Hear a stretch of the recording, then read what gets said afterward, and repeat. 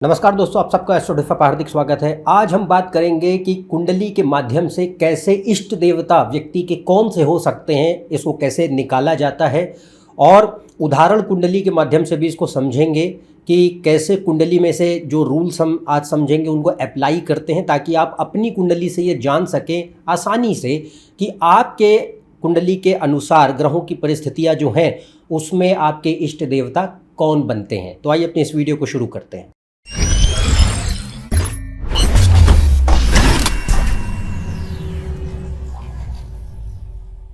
यदि आप मुझसे कंसल्टेशन लेना चाहते हैं तो ऊपर दिए हुए वेबसाइट पर जा सकते हैं, इसका लिंक डिस्क्रिप्शन में मौजूद है। तो हम बात करेंगे आज इष्ट देवता के बारे में। आगे बढ़ने से पहले, नियम कायदे जानने से पहले कुछ बातें इष्ट देवता के बारे में जानते हैं। देखिए, इष्ट देवता का जो कॉन्सेप्ट है वो बहुत ही महत्वपूर्ण है। अब यहाँ पे यह बात बहुत मायने रखती है कि व्यक्ति का कितना श्रद्धा भक्ति भाव किसी भी जो है धर्म या दर्शन या किसी भी विचार के प्रति बनता है। तो कुंडली में सबसे पहले ये देखना ज़रूरी होता है कि जो भी व्यक्ति है वह कितना ज़्यादा जो है धार्मिक आध्यात्मिक रुझान रखते हैं। ये बहुत ज़रूरी है, क्योंकि हर व्यक्ति बहुत ज़्यादा ईश्वर के प्रति भक्ति भाव रखे, श्रद्धा रखे, आस्था रखे, धर्म में उसका रुझान हो, दर्शन में उसका जो है मन लगे, ये बहुत हर बार नहीं होता, कम भी होता है। तो कई लोग ऐसे भी होते हैं जिनका इन सब चीज़ों में कोई विश्वास नहीं होता, कोई मन भी नहीं लगता और बहुत तार्किक दृष्टिकोण के होते हैं, नास्तिकवादी भी होते हैं। तो यहाँ पे ये अर्थ नहीं कि उनके जीवन में बड़े कष्ट और परेशानियाँ रहेंगी, वो मुद्दा ही नहीं है। बात ये है कि यदि कुंडली में जो भी एक पक्ष है कि अगर व्यक्ति के जीवन में आध्यात्मिक धार्मिक पक्ष बली है, तो यहाँ पे ये बहुत मायने रखता है कि ईश्वर का कौन सा वह स्वरूप है।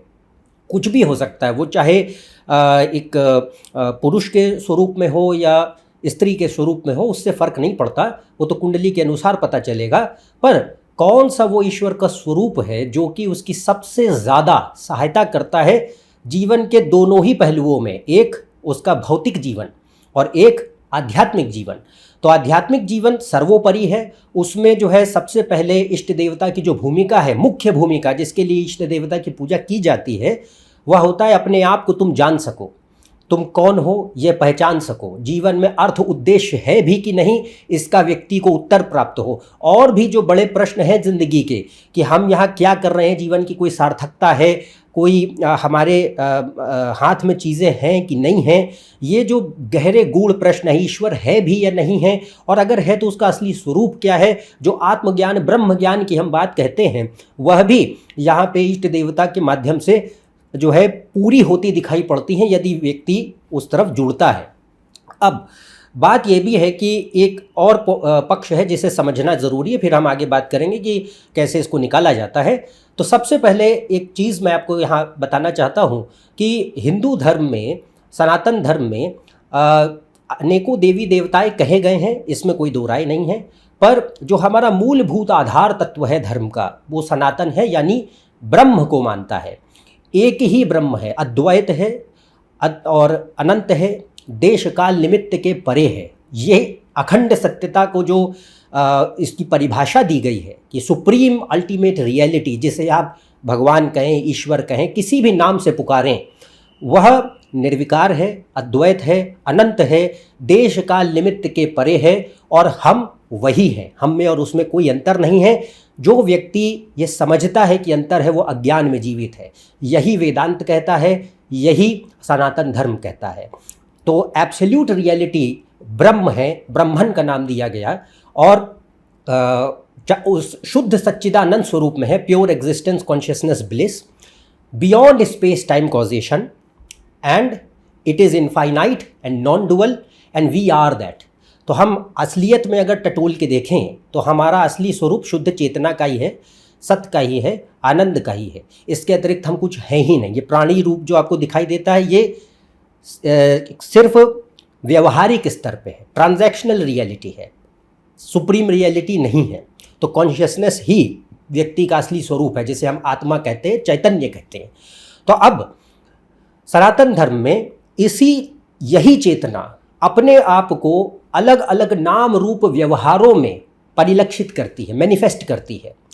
तो same one consciousness, one without the second, it appears to be many, बहुत सारे रूपों में अपने आप का उसका प्रादुर्भाव होता है। और यहाँ जब द्वैत में, क्योंकि हम जीवन तो द्वैत में जी रहे हैं, डुअलिटी में जी रहे हैं, तो यह जो एक बहुत गहरा गूढ़ ज्ञान है, ये हर व्यक्ति समझ पाए बहुत कठिन होता है। और अगर समझ भी पाए कि भाई मैं ब्रह्म हूँ और ये बड़ी बातें, तो वह उससे अपने आप को भाव स्तर पे जोड़ पाए, ये और कठिन होता है। तो इसलिए इसको सरल बनाने के लिए सामान्य जनता को, जो भी कॉमन पीपल हैं, उन तक भी आत्मज्ञान पहुंच सके, इसलिए ईश्वर के कई स्वरूपों को निर्धारित किया गया। और एक बात चीज़ ये भी समझनी, गौर करनी ज़रूरी है कि ईश्वर के जो भी स्वरूप हम देखते हैं अपने धर्म में, हर भगवान का अलग अलग रूप है। तो वो रूप भी ऐसे ही नहीं कि वो मिथ्या मात्र अपने आप से किसी ने गढ़ लिया है, ऐसा नहीं है। वो ब्रह्म की ही प्रेरणा होती है। अलग अलग प्राणियों के माध्यम से ईश्वर, मतलब वो शक्ति अनंत है। वो कैसे, किस तरीके से, किसके माध्यम से क्या काम कराएगी, हमको कोई आइडिया नहीं होता।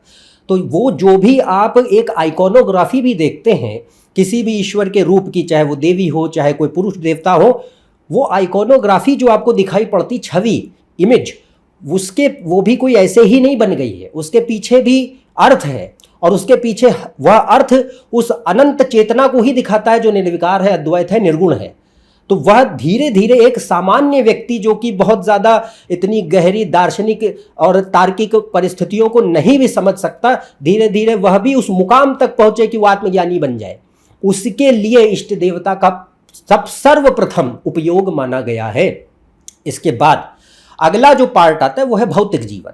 तो भौतिक जीवन में हम यहाँ पे ये बहुत मायने रखता है कि भाई भौतिक जीवन, देखिए, मूलतः काफ़ी हद तक चीज़ें प्रारब्ध द्वारा निर्धारित होती हैं, बहुत हद तक चीज़ें फिक्स्ड होती हैं। आपकी लाइफ में मोस्ट ऑफ द इवेंट्स पहले से एक स्टोरी लाइन तय है, और वो कुंडली बयां करती है, बहुत बखूबी बयां करती है कि भाई आप किस परिवार में कैसी परिस्थितियों में पैदा होंगे, आप किस तरीके के व्यक्ति होंगे, आपके ज़िंदगी में किस तरीके के रिश्ते होंगे, आपकी पढ़ाई लिखाई कैसी होगी, करियर क्या होगा, शादी ब्याह कैसा होगा, बच्चे होंगे नहीं होंगे, होंगे कैसे होंगे, सब कुंडली पहले बयां करती है। तो अगर कुंडली से ये चीज़ें निकाली जा पानी आसानी से संभव हैं, तो इसमें ये बात सामने आती है कि इसमें व्यक्ति का अपना योगदान कहाँ है, खुद का कोई कर्म कर्तव्य कहाँ है। वह बस एक माध्यम की तरीके से एक स्टोरी लाइन जो पहले से उसके जन्म से ही तय हो चुकी है, उसको बस जी रहा है, एक कैरेक्टर की तरह अपना रोल प्ले कर रहा है, इससे ऊपर कुछ भी नहीं। और यही सत्य भी है। पर इसमें एक बात आती है कि जब भी हम भौतिक जीवन जी रहे होते हैं, तो हमारा भाई ज़्यादातर जो एक आइडेंटिफिकेशन है, तादात्म्य है, वो होता तो प्राणी से ही है। हम अपने आप को आत्मा तो समझते नहीं है, कहे भले ही कुछ भी हम तो समझते तो हम अपने आप को एक इंडिविजुअली हैं, और ज़िंदगी एक इंडिविजुअल की तरीके से जो हमारे ऊपर फेंक रही है चीज़ें, उससे अफेक्टेड हैं। दुख से, परेशानियों से, सुख से हर व्यक्ति जो है अनुभव करता है। तो यहाँ पे इष्ट देवता की भूमिका वहाँ पे भी आती है कि भाई सबसे पहले अगर जीवन में कोई ऐसे परिस्थितियाँ हैं जो कि मतलब थोड़ी बहुत उनमें जो है काफ़ी हद तक मतलब उनमें सुधार संभव है, हाँ, तो दो चीज़ें होती हैं। या तो कि भाई जीवन में कोई ऐसे प्रारब्ध कर्म हैं बड़े कठिन, तो उनको तो आपको मतलब उसका परिणाम से कोई बच ही नहीं सकता है, उसको लेना ही होगा, देखना ही होगा ज़िंदगी में। पर जो गहरी आस्था रखते हैं, जो गहरी एक भक्ति रखते हैं, इष्ट देवता हो या कोई भी स्वरूप हो कुंडली के माध्यम से, कुछ भी हो जिसके प्रति आपका नेचुरल एक अट्रैक्शन बनता है भगवान के रूप के प्रति, वह काफ़ी हद तक जो है व्यक्ति को एक सामर्थ्य पैदा करता है। वो ये नहीं करता है कि आपकी आसपास की ज़िंदगी की परिस्थितियाँ चेंज हो जाएंगी, नहीं, मौके मिलते हैं, वो अलग चीज़ है कि आप आगे बढ़ सकें।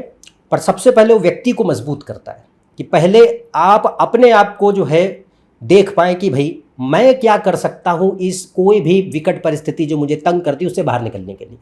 मेरे अंदर आत्मविश्वास पैदा हो, मेरे अंदर ये सामर्थ्य खड़ा हो कि मैं भी अब क्या करूं, आगे बढ़ सकता हूं, कुछ कर सकता हूं। तो इष्ट देवता की भूमिका वहां पे भी आती है। और दूसरा पार्ट होता है कि अगर मान लीजिए कोई भी एक काम्य प्रयोग के लिए भी लोग करते हैं, ज़्यादातर जनता दो परिस्थितियों के माध्यम से पूजा करती है। एक काम्य प्रयोग, यानी कि कोई मन में इच्छा है कि भाई करियर अच्छा हो जाए, शादी हो जाए, परिवार ठीक चले, शांति से ज़िंदगी कटे, सब कॉमन इच्छाएं। तो इन इच्छाओं के लिए जो पूर्ति के लिए प्रार्थना करते हैं, मंदिर जाते हैं, पूजा करते हैं, ज़्यादातर मैक्सिमम जनता इसी कैटेगरी में फॉल करती है, मैक्सिमम।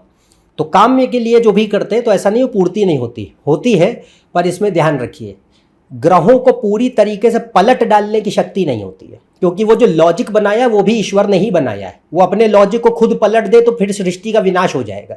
इसलिए ये बात ये जो भ्रांति दिमाग में लोग रखे हैं कि नहीं पूजा पाठ करने से हम जो चाहते हैं हर बार वही हो, ये जरूरी नहीं है।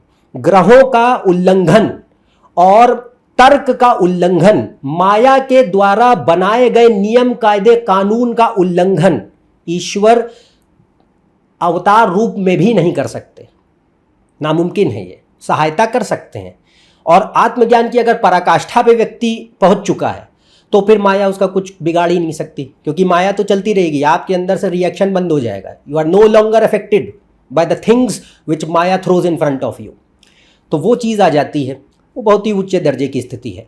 पर सबसे बड़ी बात क्या है कि इष्ट देवता कोई भी हो, वह काम्य प्रयोग भी अगर कोई है, कामनाएं हैं, उसकी पूर्ति के लिए भी सहायता करते हैं कि व्यक्ति के ज़िंदगी में वो हो पाए, पर with in the bounds of logic.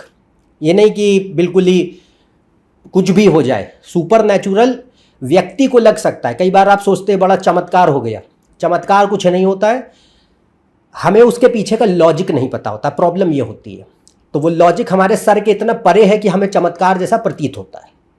तो इसलिए ये बात रहती है कि तर्क का उल्लंघन नहीं होता है, पर उसमें रास्ते जरूर बन जाते हैं कि कैसे कोई चीज़ जो है, जो आपको पहले नहीं मिल पा रही थी या हो पा रही थी, अब उस तक के लिए आपकी बुद्धि बन रही है, रास्ते बन रहे हैं, रिसोर्सेज मिलते हैं ताकि वो चीज़ हो सके। तो ये इष्ट देवता का प्रभाव कहाँ है? भौतिक जीवन में है। अब बात करते हैं कि कैसे इसे कुंडली में निकाला जाता है। तो देखिए, 3 सरल चीज़ें हैं। सबसे पहले हमें ये पता करना होता है, 3 कुंडलियाँ देखनी है, जन्म कुंडली, नवांश कुंडली और विमशांश कुंडली, D1, D9, D20। तो इसमें जन्म कुंडली में सबसे पहले हमें देखना है कुछ ग्रह।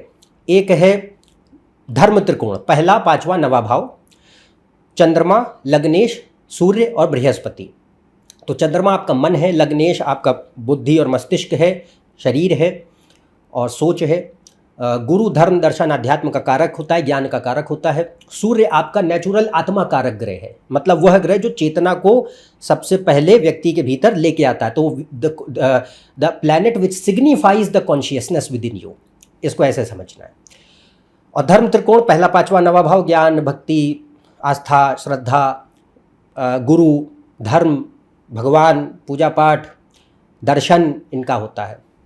तो अब इसमें जो है, यहाँ पे जितना ज़्यादा है, पहले जन्म कुंडली से हमें ये नहीं देखना है कि इष्ट क्या है, हमें जन्म कुंडली से पहले एटीट्यूड देखना है कि व्यक्ति का कितना रुझान है, बनेगा भी कि नहीं बनेगा। हर व्यक्ति कोई बहुत भक्ति ज्ञान वाला, तप वाला हो, ज़रूरी नहीं होता है, और कलयुग में इनकी मात्रा वैसे भी बहुत कम है।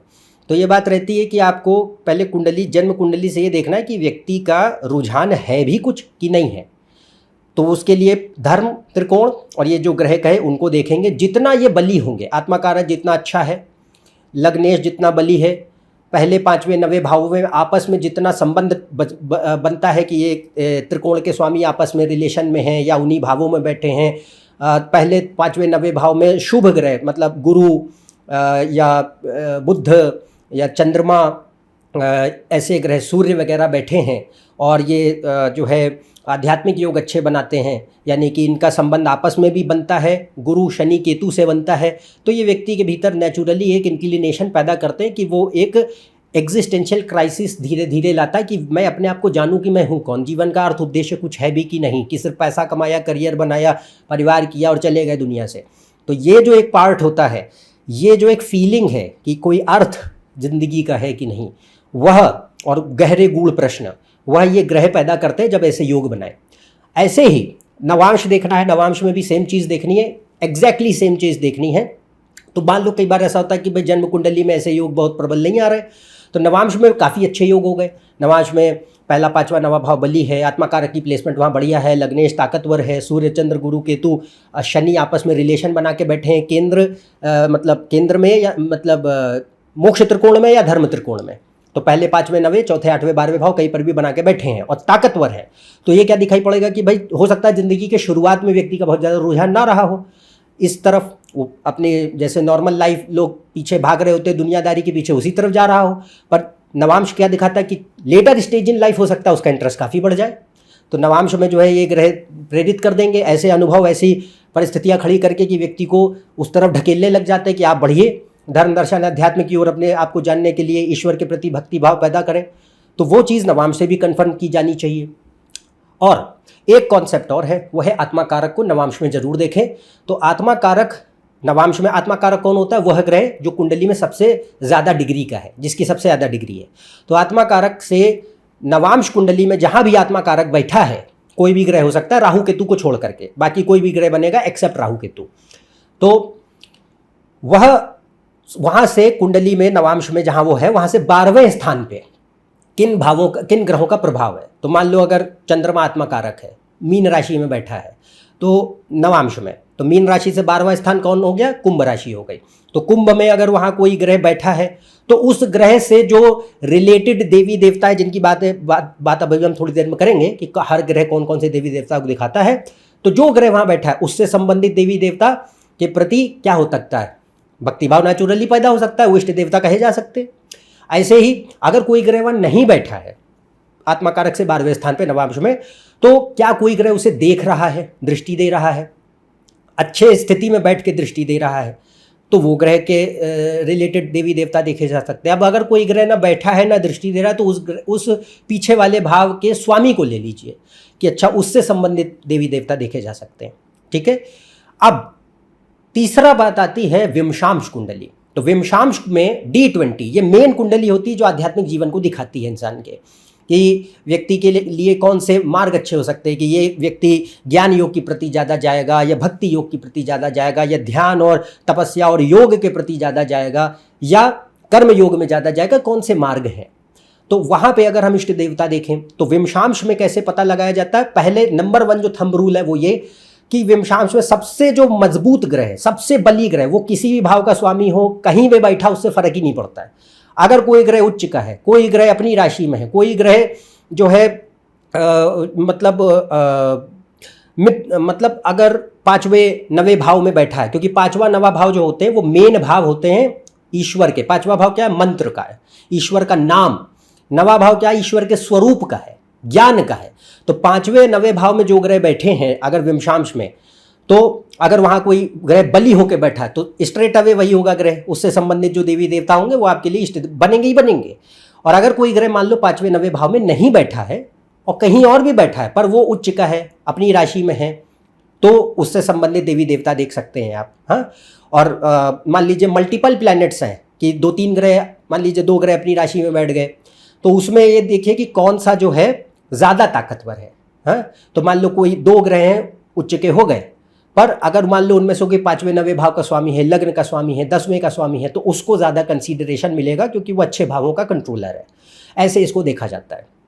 और अगर कोई ग्रह मान लीजिए विमशांश में ना उच्च का है ना अपनी राशि में है, तब आप क्या देखिए 5वें 9वें भाव में जो ग्रह बैठे हैं उनको देखेंगे। अगर कोई भी नहीं बैठा है तो 5वें 9वें भाव के स्वामी ग्रहों को ले लीजिए कि वो कहाँ बैठे हैं।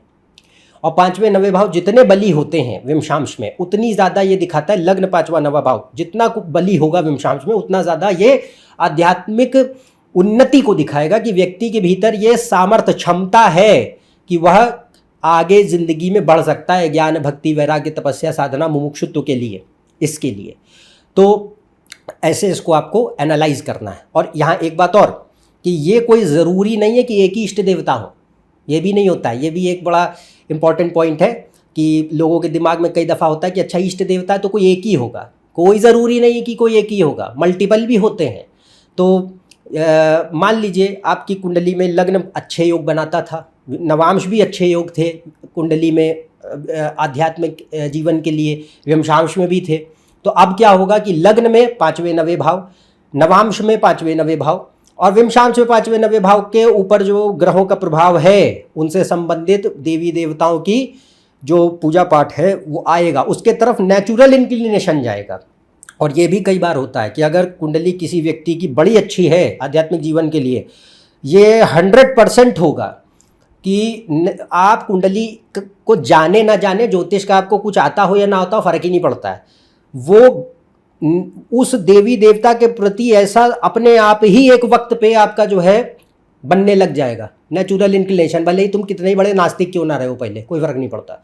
तो ये बात रहती है कि वो अगर बली है और दशाएं वैसी हैं कुछ, आपको दिखेगा ही दिखेगा कि वह एक ऐसे अपने आप ही किसी देवता देवी के स्वरूप के प्रति हमारा अपने आप ही लगाव बनने लग गया, मन बनने लग गया, एक जिज्ञासा पैदा होने लग गई कि जुड़ूं, समझूं, नाम लूं, कुछ आगे बढ़ सकूं, अपने आप होता है। और ये उन कुंडलियों में ज़रूर होता है जो कि अच्छे आध्यात्मिक योग जिनमें बनते हैं।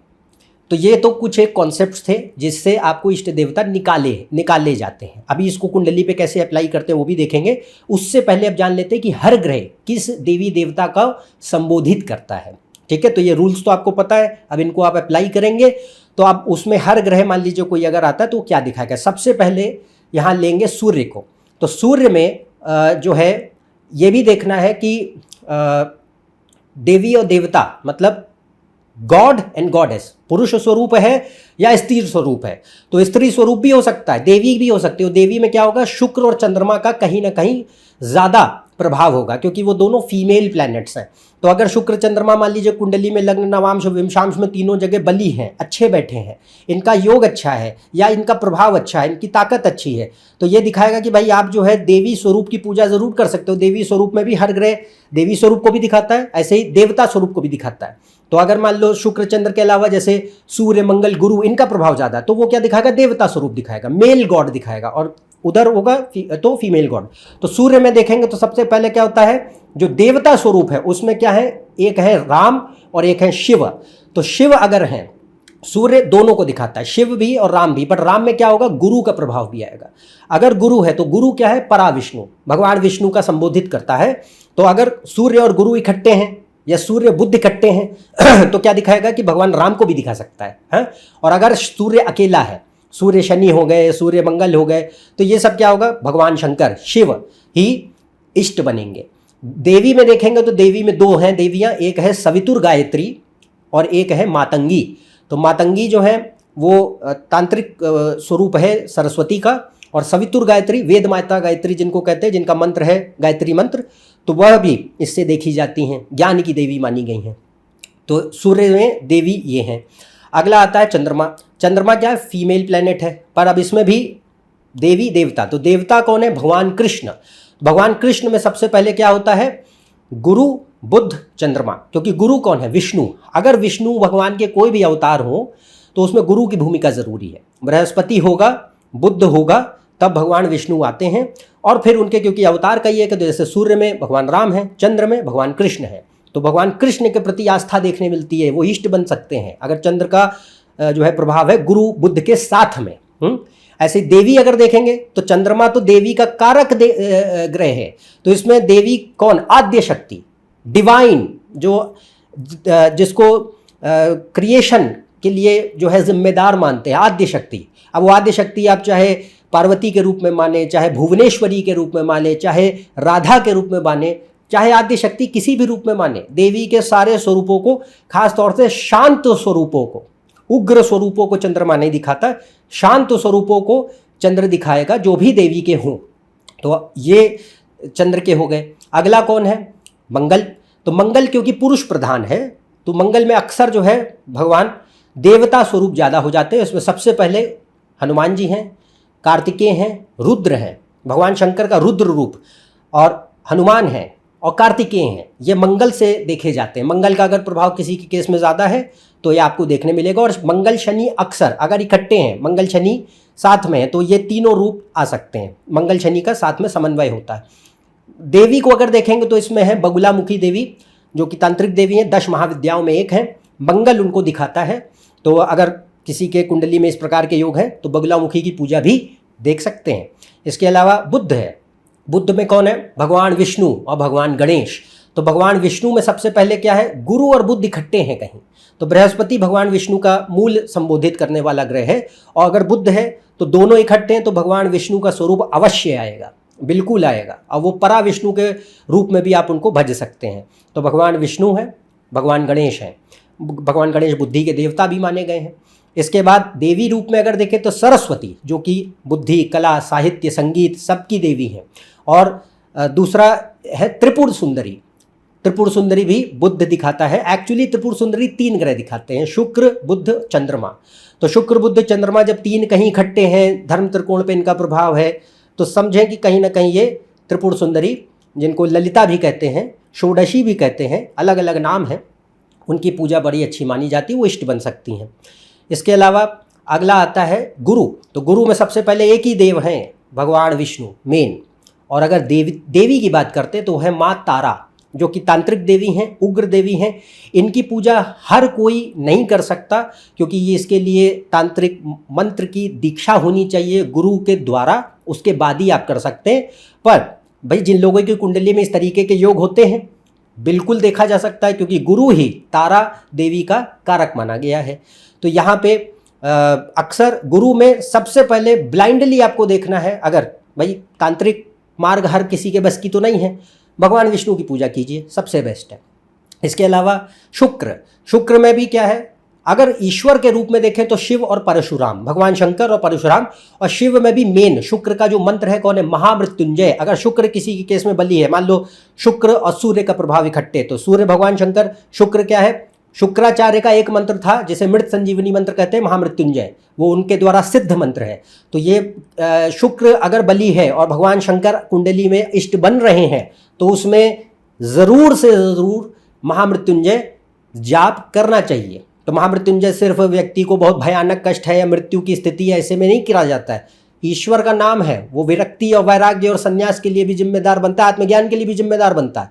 तो इसमें जो है भगवान शिव में अगर शुक्र जिम्मेदार है तो इसको पढ़ सकते हैं। भगवान परशुराम भी आते हैं। और फिर मूलतः शुक्र में क्या है? देवी स्वरूप, हर प्रकार की देवी स्वरूप, पर विशेषकर लक्ष्मी और त्रिपुर सुंदरी और आद्य शक्ति। आद्य शक्ति, त्रिपुर सुंदरी अपने आप में आद्य शक्ति हैं, और आद्य शक्ति को आप किसी भी रूप में माने, वो आपके ऊपर डिपेंड करता है।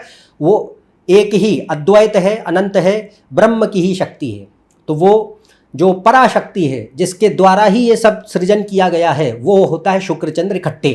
तो इसमें मूलतः शुक्र में वैसे देखेंगे तो लक्ष्मी और त्रिपुर सुंदरी के रूप हैं, पर वैसे ये आद्य शक्ति और देवी के हर रूप को दिखाता है, जिसमें भी आपकी आस्था हो। शुक्र में अगर बली हो गया कुंडली में, आप कितना ही जो है देवता की पूजा करें, उससे फर्क नहीं पड़ता। देवी की पूजा अनिवार्य है, करनी ही होगी। तो ये शुक्र के लिए इंपॉर्टेंट। अगली बात आता है शनि। शनि में जो देवता है वो कौन है? महाकाल, रुद्र और बजरंगबली, हनुमान जी। तो मंगल शनि इकट्ठे हैं, तो महाकाल भगवान शंकर का काल रूप। शनि क्या है? काल का द्योतक माना गया है, रुद्र रूप माना गया है। तो मंगल और हनुमान जी भी रुद्र अवतार है। तो इसमें महाकाल है, रुद्र अवतार है, और भगवान हनुमान जी है। शनि में अगर देवी की बात करें, माँ काली, महाकाली, तो काली सबसे प्रसिद्ध देवी हैं, बहुत लोग पूजा करते हैं। गृहस्थ भी इनकी पूजा कर सकते हैं, क्योंकि काली के कई रूप हैं। तो जो शांत काली हैं उनकी पूजा आप घर में भी, गृहस्थ लोग भी कर सकते हैं। बाकी जो तांत्रिक सिद्धि वाले मार्ग हैं वो अलग होते, वो हर किसी के लिए रिकमेंडेड नहीं होते। बट यह है कि माँ काली की जो पूजा है वो शनि दिखाता है। इसके बाद राहु। राहु में देखेंगे तो मेन एक ही भगवान है, भगवान शंकर, शिव।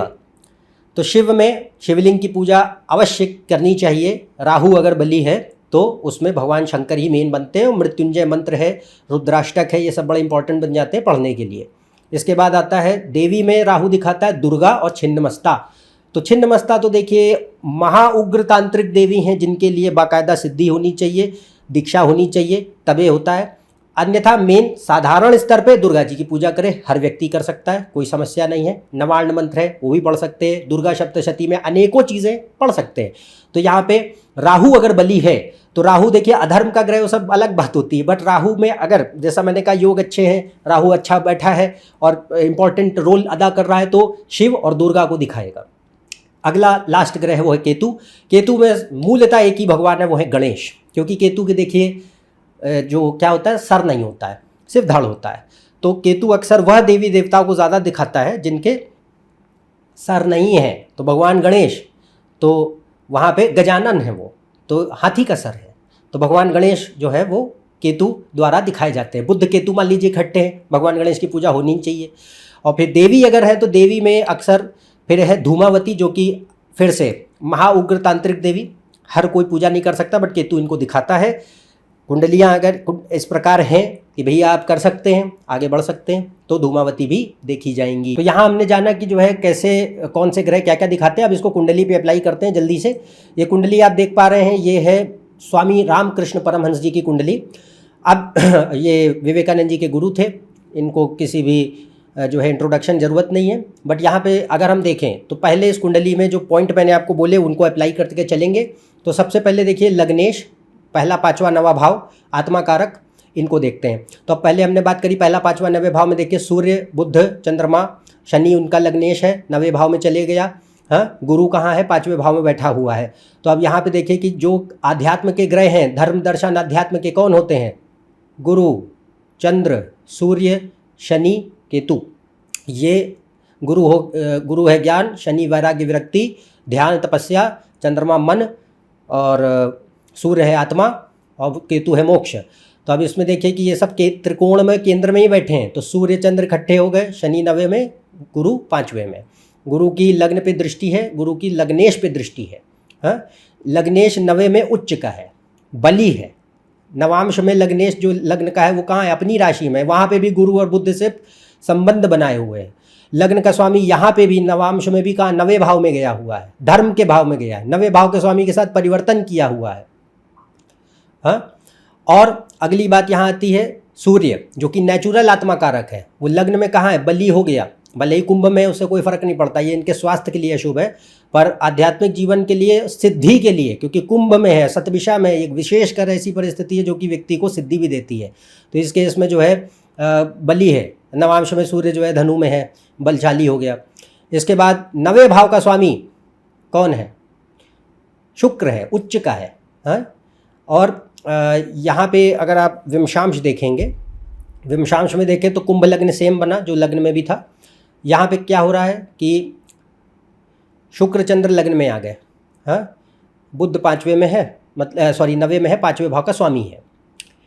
अब बात करते हैं, और लग्नेश अपनी राशि में, पर 12वें स्थान पे शनि राहु केतु का है, 12वें में है। 12वां भाव क्या होता है, मोक्ष, शनि अपने में चला गया।